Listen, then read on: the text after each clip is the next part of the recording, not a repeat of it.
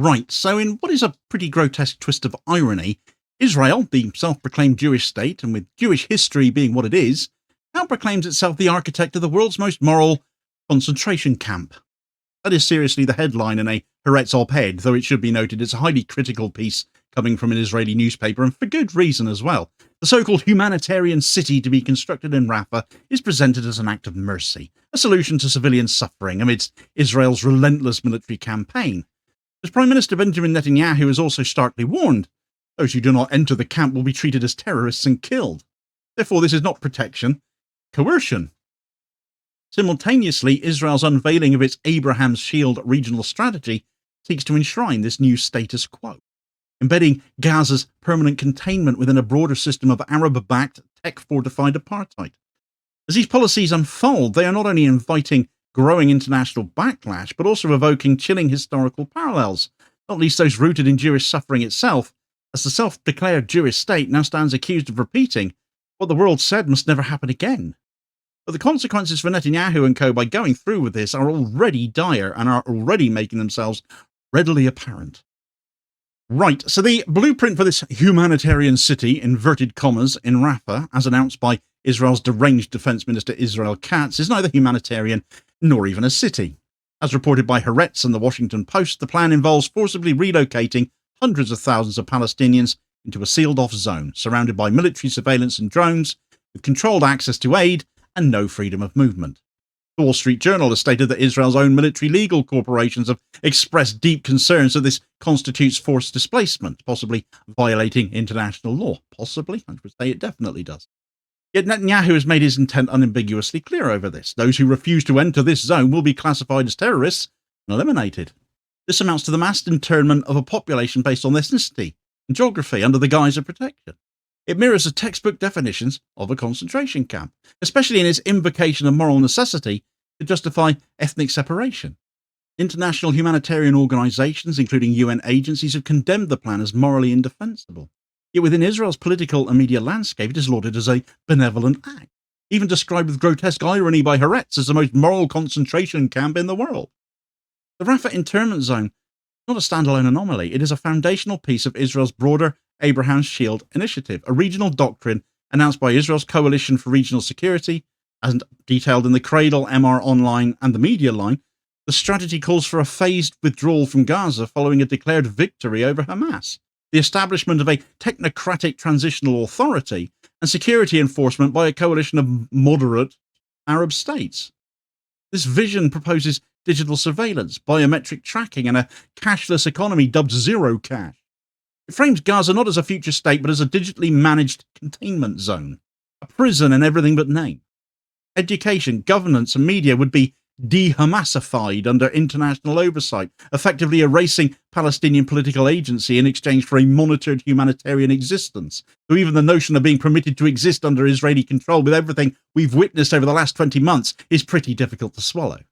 Throw in a concentration camp analogy and it's impossible. What is unfolding in Rafah and beyond cannot be divorced from the historical memories, especially amongst the world's Jewish communities, both inside and outside Israel, because the obvious comparisons will get made. Those mental images that spring to mind when talk of concentration camps emerge, that of Jewish ghettos and concentration camps in Nazi-occupied Europe. While no one claims Israel is constructing gas chambers here, the structural logic of forced internment based on ethnicity, the deprivation of freedom, and the threat of extermination for non-compliance evoke haunting comparisons nonetheless. The Warsaw Ghetto, initially framed as a containment zone for security reasons, became a holding pen for mass death. Jewish scholars and Holocaust survivors, including Amira Hass, Gideon Levy, and the late Hadjo Meyer, have warned for years that Israeli policies towards Palestinians echo the very forms of oppression Jews themselves once suffered. The idea that a state founded in response to genocide is now practicing ethnic internment is not simply ironic, it's a historical inversion of the gravest and most depraved kind. Israel's self-image as the most moral army in the world is rapidly imploding under the weight of its actions. The propaganda apparatus that justifies bombing refugee camps as precision strikes and internment as protection is losing credibility even amongst its traditional allies. As exposed by AP News and others, Israel's international reputation is mud. It is eroded as human rights groups, legal experts, and even military officials within Israel express alarm at this. Haaretz's bitter irony that this is the most moral concentration camp ever built underscores the absurdity, but then that's the point of the article. It is not the morality of the plan that is on trial, but the morality of those who choose to accept it. The invocation of Holocaust memory to justify such policies has not only failed to shield Israel from criticism, but has invited much deeper scrutiny.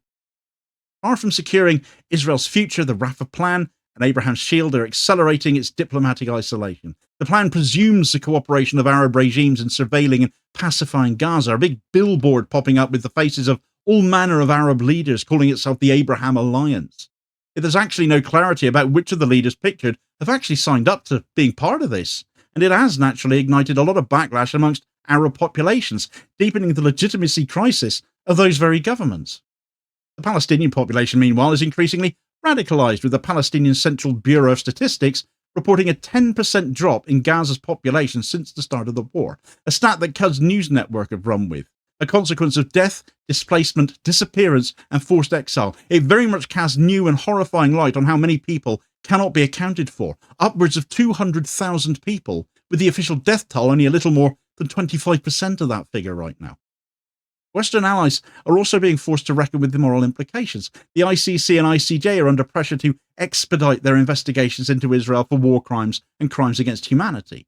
The United States is now facing domestic opposition to its unconditional support for Netanyahu's government. European governments too are struggling to reconcile their human rights rhetoric with their political inaction.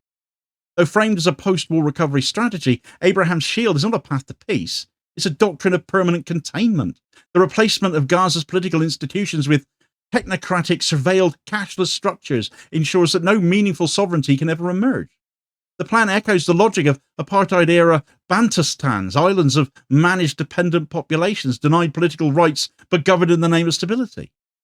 This is not reconstruction, it is digital occupation. Gaza becomes a proving ground, a laboratory for post-sovereignty governance, a system where biometric IDs, aid dependency and foreign policing replace politics, resistance and national self-determination and becomes the normal way of life for a captive population, though clearly, given what Israel are doing at aid hubs, having 600,000 Palestinians locked up and unable to run away from them as they can from those GHF sites, you fear for what the actual course of events could end up being.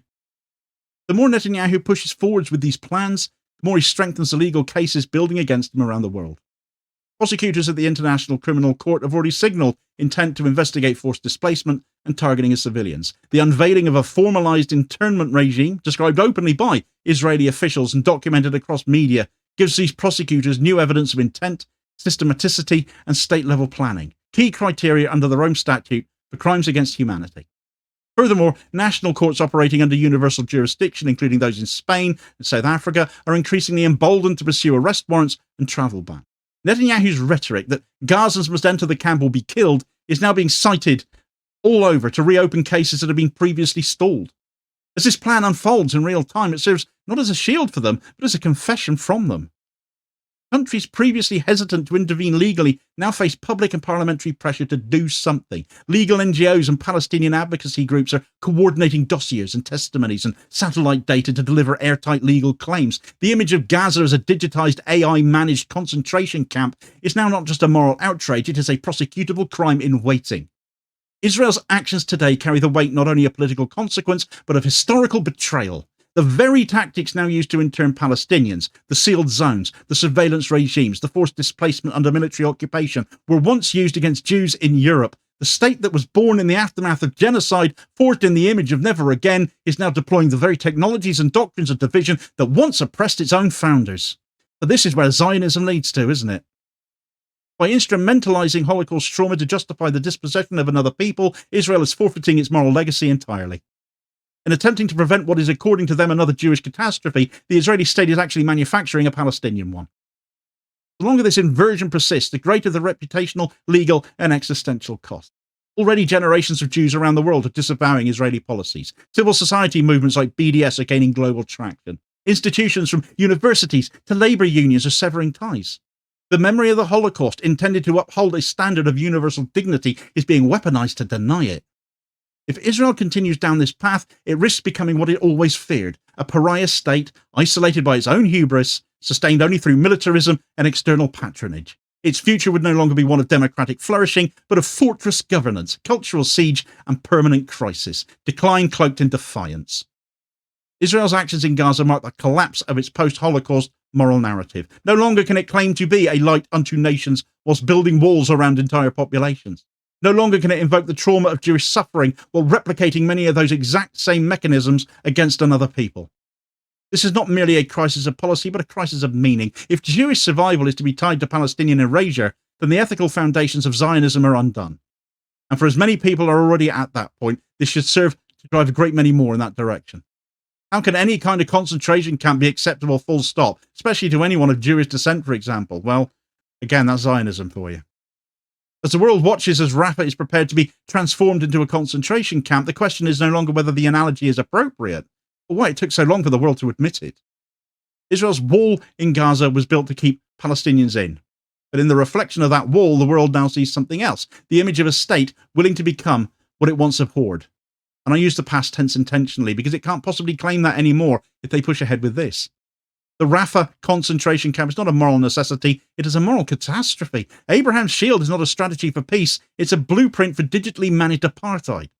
And Israel must not be allowed to get away with this because there's no excusing the optics, and there will be no excusing those who continue to support Israel if they get away with this. Arguably, this will drive more and more people to boycott, divest, and sanction. BDS, you see, has had a rather successful couple of weeks, which has seen a litany of major corporations and organizations around the world split from Israel wholesale. But to really hurt Israel, we could do with a few more. Check out the details of that story in this video recommendation here, as your suggested next watch, to get a bit of a lift after this story and find out all about that. Please do also hit like, share, and subscribe if you haven't done so already, so as to ensure you don't miss out on all new daily content, as well as spreading the word and helping to support the channel at the very same time, which is very much appreciated. Holding power to account for ordinary working class people. I'll hopefully catch you on the next video. Cheers, folks.